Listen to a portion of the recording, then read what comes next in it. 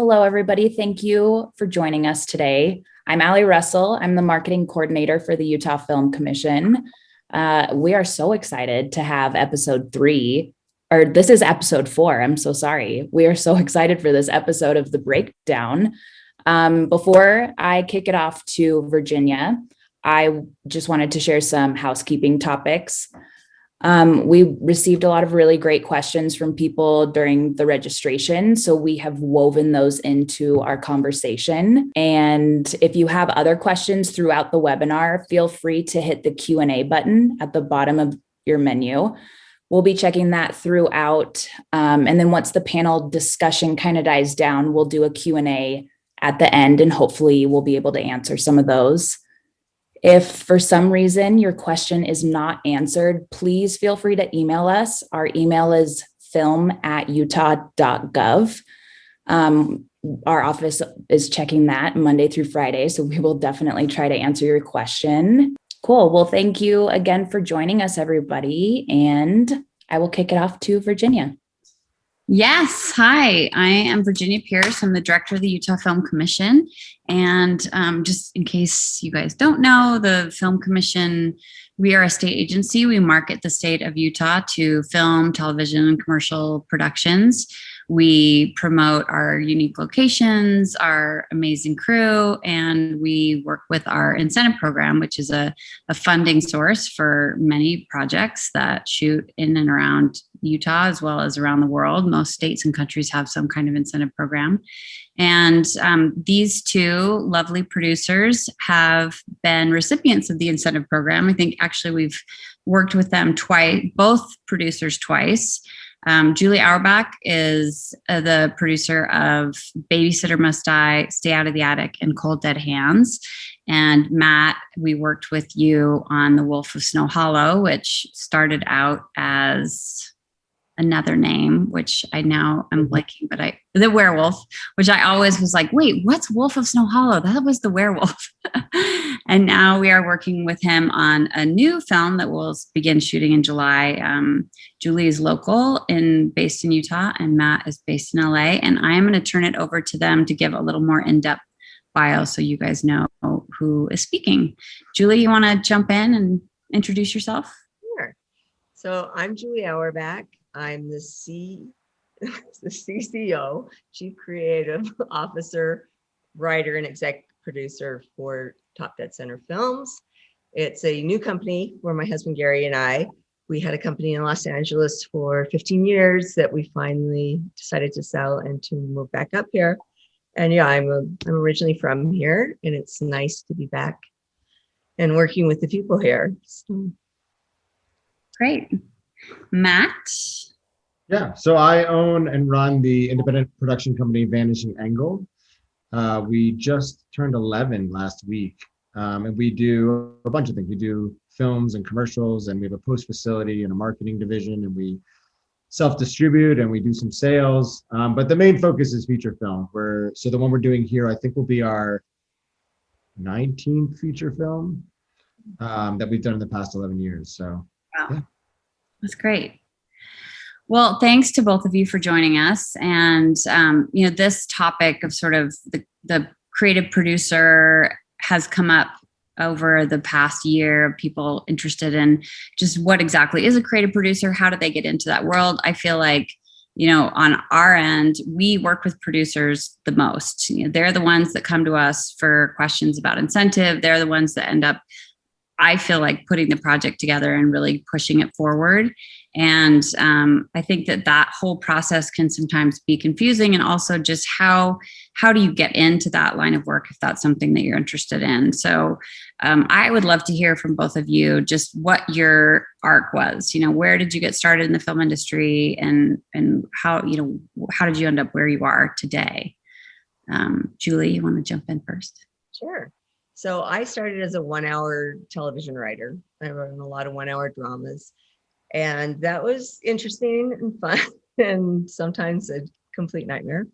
And then my husband and I started a company in Los Angeles called Go Go Lucky Entertainment.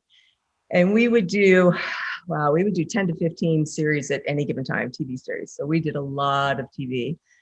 And from that point, after kind of being a fireman, it felt like towards the end, we decided to sell the company and to do something different. So we just went back into our first love, which was feature films. And we went out and raised money and started it. And we did 2 films here in the fall of 2019, right before the world imploded, it felt like. And then we just did one in January here that was great and very COVID safe, but it was fun.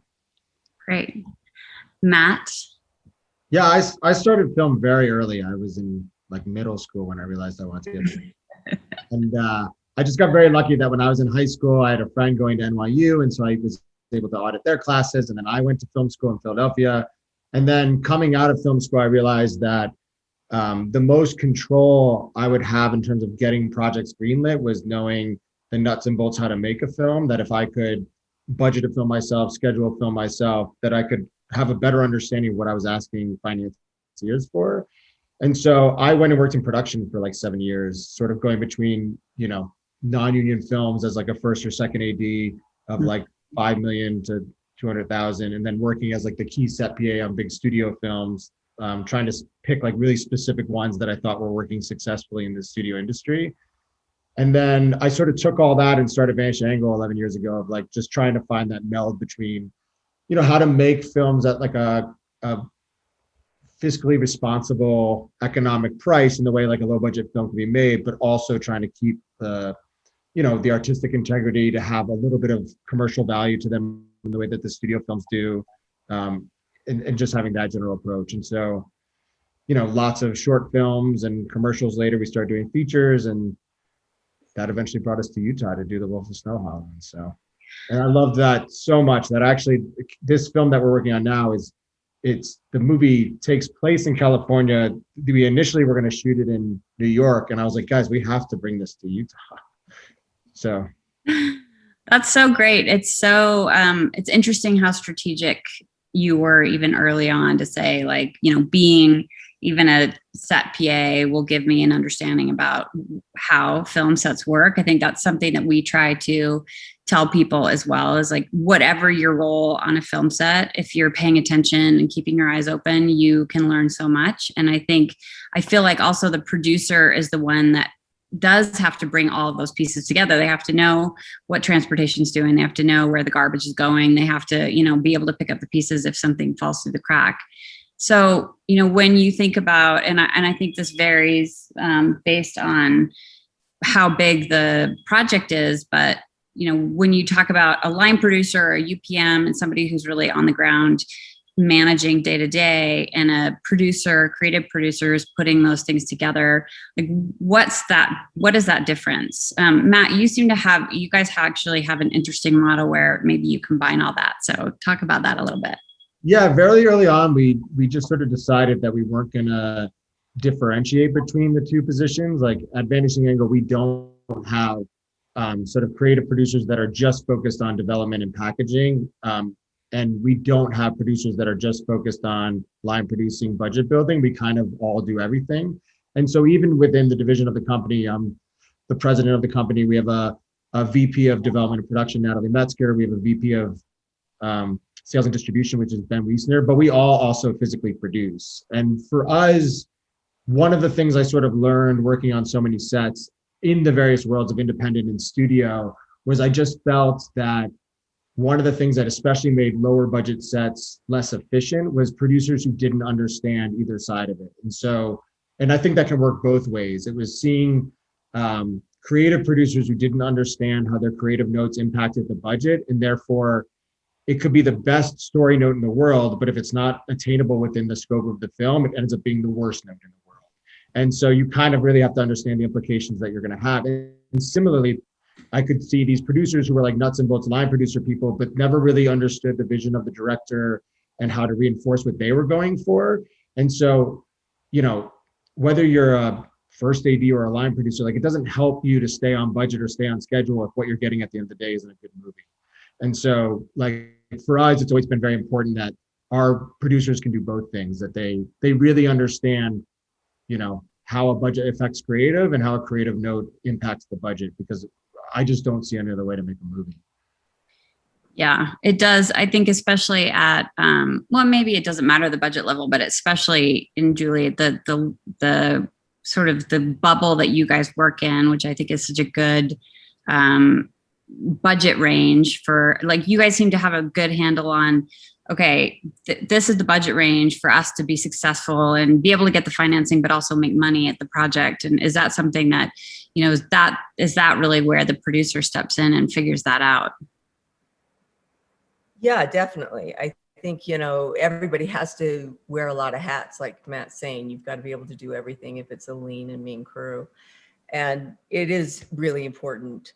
I know as a writer, there will be things that I will fight for that I really, really want. And then, they'll explain why I can't blow things up or whatever. But I think it is really important that everybody knows everyone's job. You're a lean, mean crew. It's not a Marvel movie. Right. Yeah. And being here in Utah, Julie, do you feel like, I know you've done quite a bit of work in LA. Does it make it harder to produce from here? Do you feel like that has limited you in any way, or what is it like working in an ancillary market?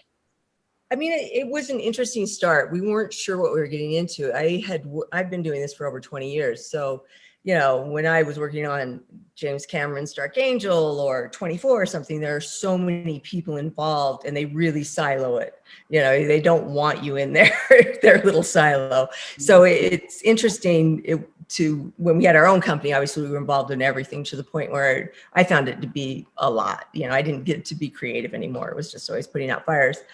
So it was interesting because we didn't know what to expect. I didn't know what the crews were like here. I didn't know what the talent was like. I didn't know any of that. We were very fortunate to work with you guys, with the Film Commission. You gave us some great names and some great people that we've, built and pretty much used over the 3 films, quite a few of them, and will continue because they're so good. There are some things like, you don't have a big prop house here. You don't have, there's certain things that make it a little more difficult. But I also find that the crew here, they get so inventive and creative and come up with they can build anything. This last one, we had some crazy builds on and they can build anything. I'm like, I need a pit with spikes that someone's going to fall in and possibly die. And there's Meg and she's like doing it. I'm like, all right, awesome. And our daughter, who's a teenager, is helping her with the spikes. It's fun. It feels very collaborative and creative and like a group of people that you really want to be around. Where I felt like in LA, there were a lot of times on cruise where I'd be like, oh my God, I really need you for this, but I would love to fire you. I'd love to get rid of you today, man. Or sometimes I did. I would just say, you're out. Yeah, it is hard. It's been great. It's interesting what you said about, being in the weeds so much that you feel like you can't be creative, like you're just constantly putting out fires. Matt, is that, with you guys sort of being all in one shop, is that ever a danger? Like, how do you balance that need to stay above and understand the whole production and just getting caught in the everyday? Yeah, it's very easy to have that happen. I think for me, that actually happens more in pre-production than in production. And that's because there's sometimes I wonder if the word producer means to answer emails. I just don't I'm just like, how did this become my job? That it's just nonstop email answering. And I think that's the harder thing, is to carve out those times when there's emails in front of you and, you need to get them done, but to really take the time and do the script notes and meet with the director and figure out, what the best approach is to the film. That's the harder space to carve out. I feel like when I'm on set, we've just been very lucky with the crews that we've had that, I don't know, I find those pockets of ability to sort of be near the director, be near monitor, those sort of things. But we've also we give a lot of autonomy to the directors that we work with. We're very sort of director driven and we work with a lot of writer directors. And so a lot of that is giving them space and making sure that they have the creative environment for them to sort of thrive. And so we definitely don't helicopter parent as producers. We're much more stand back, see if they need help and if they need additional input. But a lot of times that's also coming from the cinematographer that they're working with or the talent that they're working with. And we're there more to just sort of help support that along the way and be a sort of voice if it's needed to help balance things out. And then in editorial, we end up being much more involved because it's a much smaller room. Mhm. And so like that's usually where our creative voice, like it's usually on the front and back and it's the loudest, but it's also easier to carve out that space on set. If that makes sense. Yeah, and absolutely. And there's so many ways to do that. Because I'm a writer and my husband's a director, we're kind of in it and hands-on the entire way through, Yeah. which I like. I mean, I don't like to helicopter anyone on their job because I expect you to know what you're doing when you come in. I do like being involved in the entire process. And for us, this is great because, feature films take quite a bit longer than TV. And there's a lot of ramp up time. People are like, oh, you guys are so busy. It's like, no, not really. Not like we used to be. We've got 12 films set up, 6 limited series internationally. We're doing bilingual films. It's awesome. It's fun. You're used to having a lot of balls in the air. I would love for both of you to talk through, maybe Julie, we start with you first, because I think it's very different, and how you find the next project that you want to work with. And then also like what's your process of finding a director and writer? And I know for you, obviously, that you're the writer, but maybe talk through that. And then I'd love to hear from Matt, how that process works for you. Yeah, sure. And I do write a lot of them, but I'm always looking for a unique voice and a unique take on something, and something that's very interesting. It's because, I can't write them all. So then we acquire the scripts, and if it needs a rewrite or something, I'll do that. But I think, for us, it is really like what's unique and what fits our model. And right now we're doing a lot of bilingual, like I said. So we're doing a lot of Spanish and English, German and English. We're doing a lot of that will appeal globally. And we've got some great markets and some great partners that help us with that. But it's just like, what is something different? Because I don't believe there's any story that hasn't been told, but how are you going to tell it? And how's it going to be different? And how are you going to hook me? And you got 10 pages. People pitch projects to you. Mm-hmm. Yes. Yeah, we take submissions to our website. We have friends pitch. I have a lot of writer friends too, just doing all the TV I did and stuff. So I'll talk to some of them, and it's just, finding something unique. Right now, we're doing a lot of thriller, horror, action, things that will appeal globally that people don't talk a lot. So we do a lot of that, and it's fun. I like that. I write a lot of female revenge movies. I know some of those movies. Yeah. Matt, what about you? Do people pitch to you, or do you go out looking for things? And are there specific things that you're looking for? Well, I think what we're looking for is almost exactly what Julie said. It's something unique. And I think that's a couple of things. Like artistically, we're going to feel more satisfied if we're working on something that's new, something new to say, being said in a new way.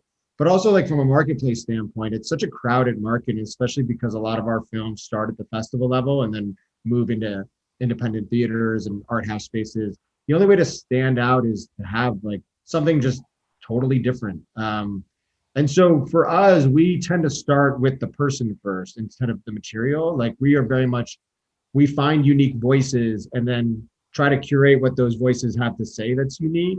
And so for our process has generally been, and it's changed over the years, but often we would do something smaller with a director, whether it was a commercial or a short film, to get a sense of both like what their voice was, but also how they worked, so that we could figure out, okay, if we're going to, how they work on a short film, we're now going to build a budget for a first feature. What are the priorities we set within that budget that they're going to be most successful? So instead of trying to take a director and fit them into a one size fits all budget, we can be like, well, this director needs a lot of production design, or this director needs a long post process, or this director is never going to be able to work in a $500,000 budget. So let's not even try that. Let's look something bigger for them. And if it's going to be bigger, we need to figure out star attachment, that type of stuff. And so it's really just setting them up for success.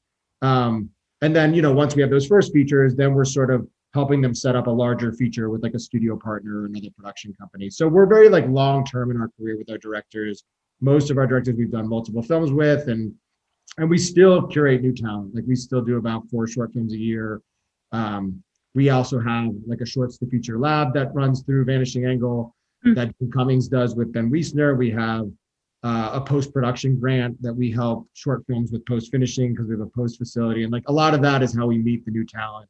And then like, of course, festivals, like just running into people and getting to know them and, you know, seeing other short films that they've done and seeing that they're like-minded. But for us, like it's almost, even before a script, it's almost entirely who the person is and how we respond to them. So cool. That's great. And we've seen that, honestly. I mean, with Jim Cummings, I guess that was your process, is that you worked with him on the short film and then that became the larger. Yeah, I actually worked with Jim as a producer first. He met another filmmaker at a festival that I was doing the filmmaker's second film. And we brought Jim on as a producer to that film. And then he did Thunder Road and surprised us all that he could also direct and act. So I know. He's a triple threat. So once you have your project and you know what you're going to, you know what project you're going to do, and maybe you have a director attached, then obviously financing is the big question. That's the one question that we get a ton of, is just how do I find the money? Any bits of advice you have for our attendees about financing? yeah, I can start with that, I guess. Yeah. I mean, the first obvious answer is to ask people. I think like, I mean, you really do. You just have to start asking people about it. And you have to be, we're very straightforward with people. We're very honest about the risk that's involved in film, that it's not a safe bet financially. But I think that there's a certain amount of people that have a certain net worth that like they're doing venture capital anyway, with the idea that like, you know, they don't need this money in stocks and bonds. They can put it in sort of more risky investments, hoping that like maybe 5 will lose money, 2 will break even, and maybe 3 will make the money back for the rest. And so we just kind of go in and we're like, well, what if we're the 5 that loses money? Just as like, if we are, what if we are? Even if you lose money, like you're still going to get to go to set, you're still going to get to go to a premiere, you're still going to have a DVD. It's pretty likely it's going to end up on Amazon. And that's if we're the ones that lose money. And here's all the reasons why you're probably not going to lose money. But like, and just starting from that standpoint, and that's been how our success on the equity side of things, and how we got started. The other big thing that I just want to shout from the rooftops that we started doing now, we did this first with Jim Cummings' new film, The Beta Test, that just premiered at Tribeca. And then we repeated it with a film called See You Then that premiered at South by this year. And it's called WeFunder. And it's crowd equity. That was a platform that was started after the Obama administration changed the financing laws and what was considered an accredited investor.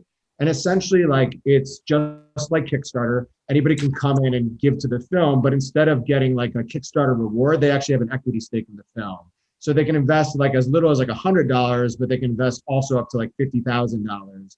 And so that ends up happening is that not only do you have a much larger pool of investors that you can go to, because before the paperwork to get $100 from somebody was just a nightmare, and you were never going to do it. You were never going to deal with all that. But with WeFunder, you can get $100 from this person, that person, family member, $500 here, and then you could still get a big net worth investor of $50,000 and add that up. But you also have this pool of 250 investors or more that are now really committed to the project. They're your first fans for the project. They're going to be out there vocally supporting it. The risk is spread out so that like, even in the early stages when it's taking a long time for the money to recoup, like a lot of times the ROI on these films, like it's long, it's 2 to 3 years tail. But if they're seeing early money in, on $100, $500, that's worth a lot more to them than if they're seeing early money that in small amounts come back on $500,000. So like the reward feels higher for them earlier. And also you now have access to 250 more investors than you did the last time you went to go do it. So our second WeFunder campaign was even more successful than our first one because we built on top of that audience. So I would highly recommend to anybody, especially, you know, for first-time filmmakers, to really consider that platform. And it wasn't made for film; it was made for just general. Yeah, I'm seeing that. It's super interesting. I know you had mentioned it, but I hadn't looked at it. I put the link in here for everyone, but it's interesting that it's really for it's kind of for everything: healthcare, technology, any kind of startup.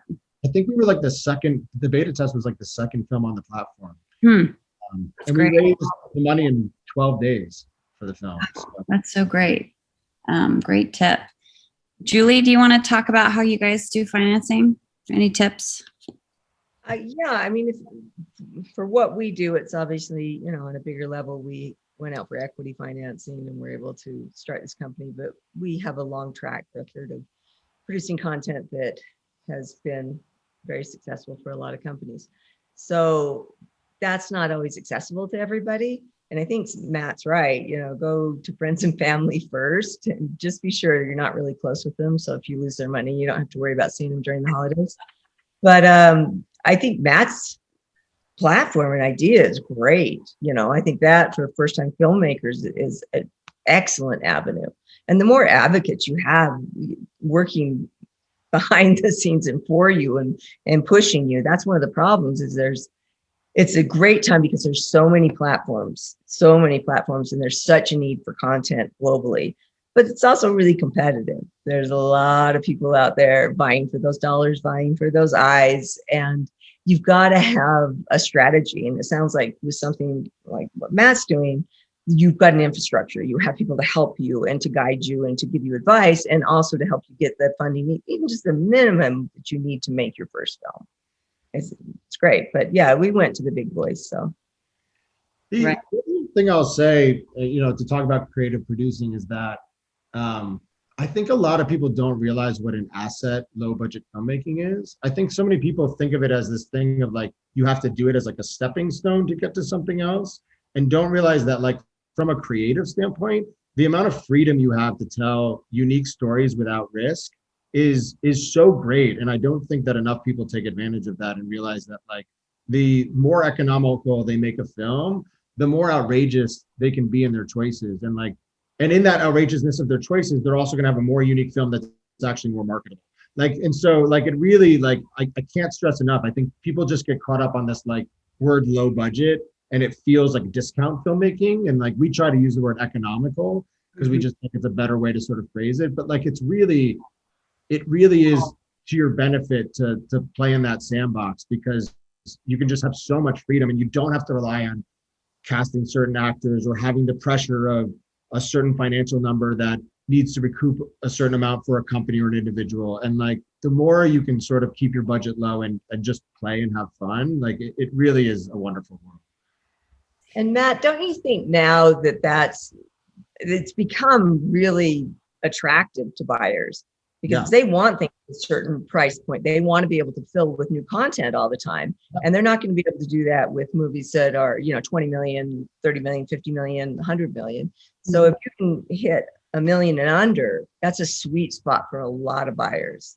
They will jump on that heartbeat, and you've got a much higher chance of making your money back a lot faster as well. Yeah, especially with the industry changes right now. I mean, it's a whole other topic to talk about, but the sort of, elimination of home video, and now the big impact on theatrical with COVID, like these revenue streams that were coming in for films that dictated the buying places for films have radically adjusted. And so, that expectation that you could go to Sundance like people did in the 90s and early 2000s and sell a film for $10 million, like it's just not the case anymore. And so the more you can kind of keep a film economical, it just opens up your options even on the distribution side of what you can do with it. You're not pinned into like, well, I have to make this big sale, I have to do this thing. You can explore things like self-distribution or, partnerships with certain distributors that handle maybe like one lane of distribution, like, like a partnership with somebody like a Passion River who handles educational only, or, working with a Tubi who does the AVOD side of it. Like you can do that more direct as filmmaker, or you can put it up on Amazon yourself now too. And like, there's ways to sort of recoup your money and become a successful entity as a filmmaker and for your investors, that you just have that freedom if you're staying economical about it. Yeah, and it gives you an opportunity to do volume. And that's important because the more that you have in the pipeline and the more that you're able to get out there, the more chances that one of them really hits. One of them's the next Get Out or whatever, a low budget film that you've heard about at A Quiet Place, something that they did at a fairly low price point that blew up internationally and here. So for us, that's, one of the advantages of doing it this way is, sometimes it's tough.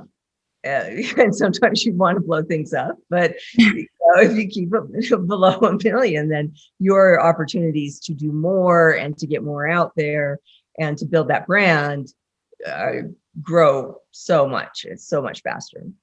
And I think that volume thing is really important. I want to loop that back to just something on the creative side too, is like what volume implies is that you're building really a community, and that like as you do more films, there's a lot more crossover of the people working on those films, whether that's crew who works on all of your films or even the different creatives that are making those films start to interact with each other, and you can start to create this really strong creative community. And that can actually be part of your development process, is that like filmmakers are giving notes on each other's scripts, or coming to review each other's edits. And so like if you're one producer just doing one film over the course of a year, that's a lot harder to do. But if you're producing, like we do, 4 short films a year, 10 commercials, 2 to 3 feature films, that's a community of people that can now all support each other and on all aspects of it. And so like, again, that's why I don't think we have a traditional development department the way other people do, of like, hiring a writer and working with them, or finding IP and building that up from the scratch. Like ours is much more community based, because we find individuals and then we put them in a great community atmosphere where they can get feedback on the material. And so like our job is less the sort of we're sitting down and giving, I mean, we do this, but it's less of the we sit down and here's our producer notes, and it's more like creating an environment for them to get the best work. And sometimes that's notes from us, but sometimes that's notes from somebody else. But the goal is the best creative project in the end. Mm-hmm. Yeah, that's so great. I love that collaborative approach. And I think everyone likes to be involved on that level. So that's fun. I think we want to open it up to questions. So while everyone is thinking of questions, which you can just type in the chat, right, Allie? Is that what we're doing? Yeah. Feel free to submit on the Q&A button. I guess we did have a few from the registration that I think you guys have hit on a lot of them. But I think here's a good one. How attached are you to the in-field on-site production? So I guess on location filming, what's your preference? I love it. I love it, especially here. I mean, that's why you come here. That's why you shoot here. I like practical locations. I like to be somewhere that is flexible. I mean, a stage is fine, but I don't like to do a whole film on a stage. I don't like to do a whole TV series on a stage. I've done that. It drives me crazy. But I like to be able to, adjust and be in places, where, hey, we could do it here, we could do it here, we could do it here. And stage is a little more set up.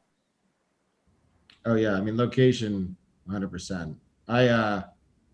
But the one thing I love about location is you kind of all live the movie. Like what my goal was coming here was that we'd all stay in the same, like what we did on Wolf of Snow Hollow is we stayed on a ranch where all of us lived in the houses of the ranch. And so like, all of the out of town crew, we just sort of like ate meals together every night and woke up and had breakfast together. And even now, as what I was saying at the beginning of this, like some of the crew now staying in this hotel, we go running in the morning together. So like the day starts with each other and ends with each other. And I love that sort of aspect of filmmaking, which is also why, like, from a producing standpoint, I know there's some producers who, because producer can cover a wide stretch of talent, skill, and involvement.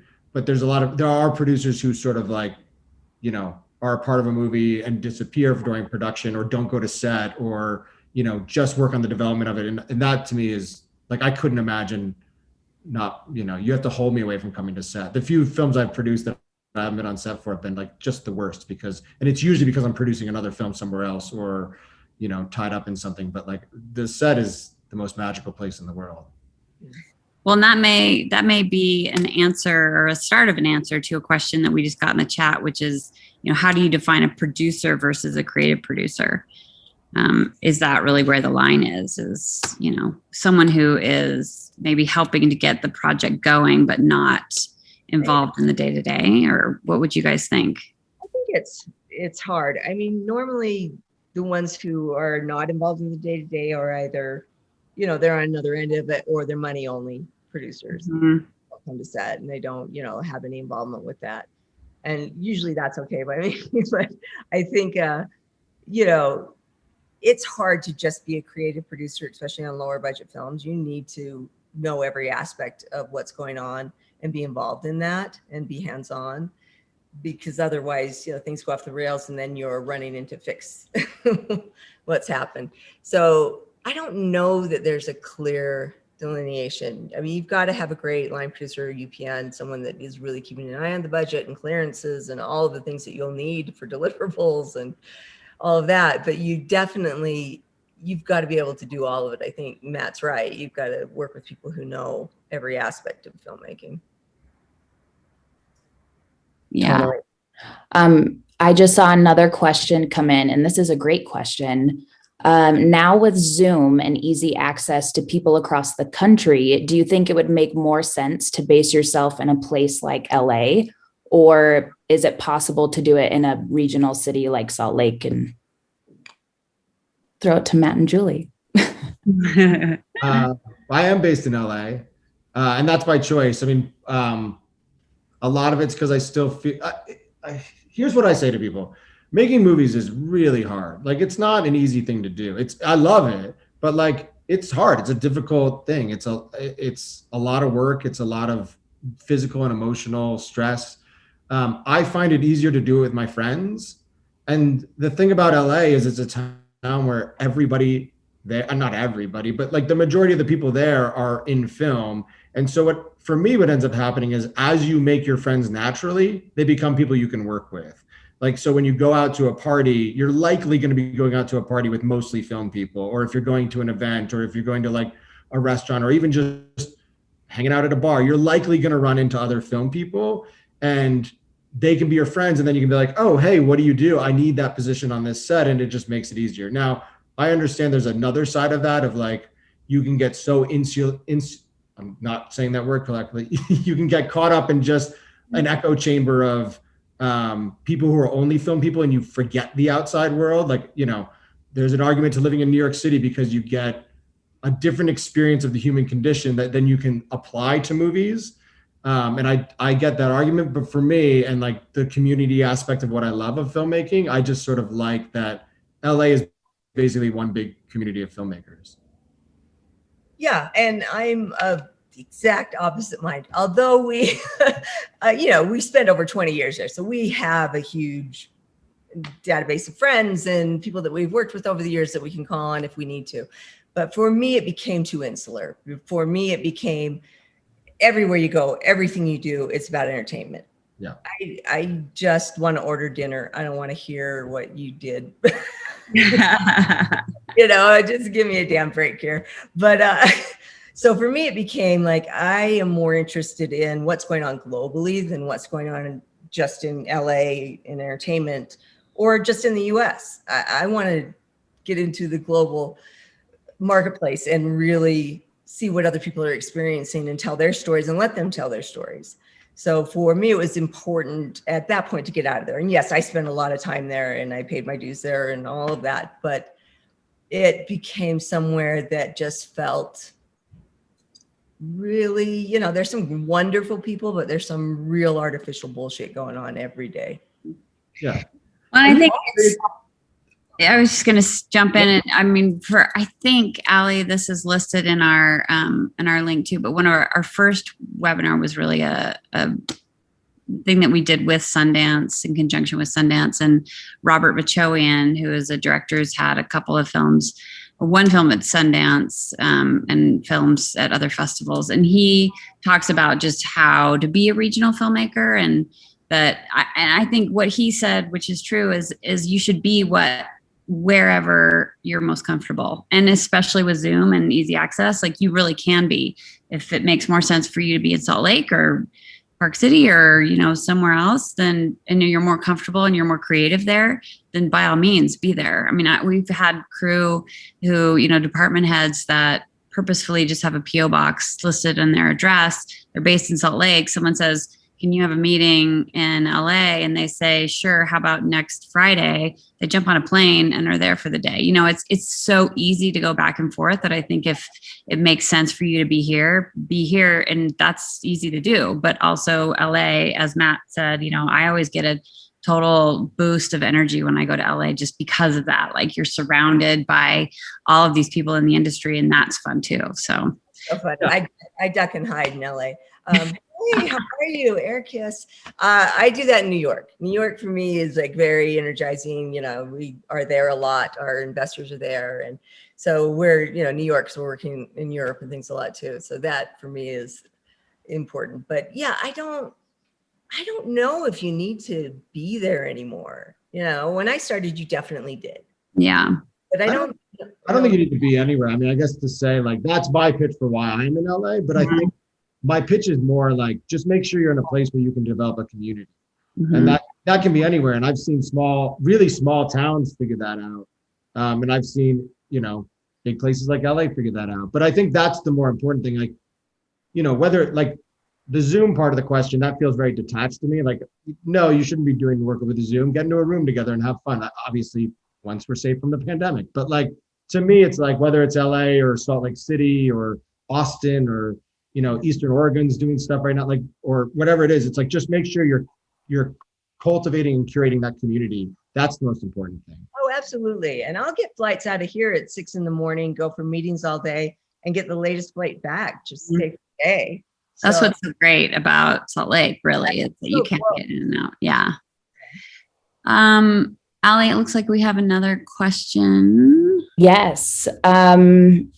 So if this person has an idea that is incredible and they want to pitch it to someone, how much of their project needs to be written before they pitch it, and who do they pitch it to? That really depends on the project. It depends on, you know, sometimes it's a great idea. Sometimes it's a deck and a pilot script. Sometimes it's, you know, a full feature. It really depends on the idea. If it's something that you can tell me in a couple of sentences and I'm like, oh, whoa, okay, that's awesome. I've never heard that before. Then you're going to draw me in. And I agree with Matt. It's a lot easier to do in person. And I know the last year plus has been very difficult for all of us. But I think, you know, if you can get in a room with someone, it's so much easier to convey your passion. And even for people who have been doing it a long time, I'm very grateful to be here today, but I'm so tired of Zooms, you know. I know. I know. If you can get in a room with someone and get them invested and interested, but you better know every aspect of what it is you're pitching. I was just going to say, yeah. And I think that's, you mentioned early on, like the first 10 pages or something. I mean, is that a good rule to have at least like a good chunk that you could share? So if the idea is great, then your follow-up would be like, how much have you written? You know, can you show me anything? Yeah. And how fast can you write it? And how fast can you write it? I don't believe in being precious about projects. I don't think you keep scripts close to your vest for years and years and years and years, because guess what? If nobody reads it, it's never getting made. When it's about being able to, it's more about being able to communicate execution, because that's really what people are buying. It's like nobody's buying the idea. I mean, Julie said it, like there's no original ideas. And like any product that's being made, whether it's software or, you know, a type of furniture, nobody's buying what the idea is. It's buying how you're going to execute and what that execution is going to look like. And so what you need to take out is whatever is going to effectively communicate that execution. And that is easier for people who have a track record, because they can see this person has done this, this, and this. So based on this idea, I can see how they will execute that.